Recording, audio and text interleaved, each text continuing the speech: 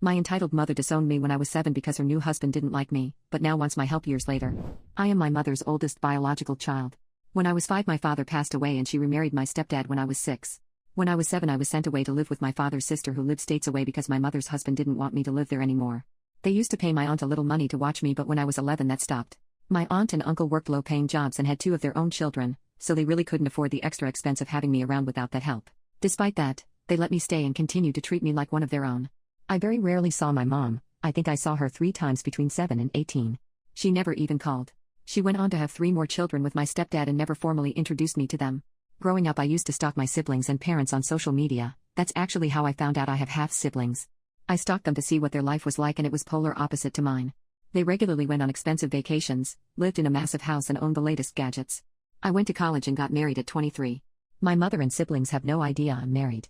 I'm currently 28 and doing well financially. My husband and I own our own home. We have several very profitable investments and work high-paying jobs. My cousins and I all contributed to help my aunt and uncle to finally purchase their own home last year. Recently, my mom showed up to my aunt's house begging for financial help. Apparently, my stepdad suffered from a gambling addiction a few years ago and lost all their savings.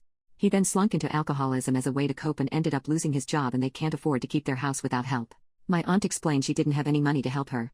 When my mother demanded to know how she could afford her new house if she had no money, she explained what me and my cousins had done. My mom then asked for my number.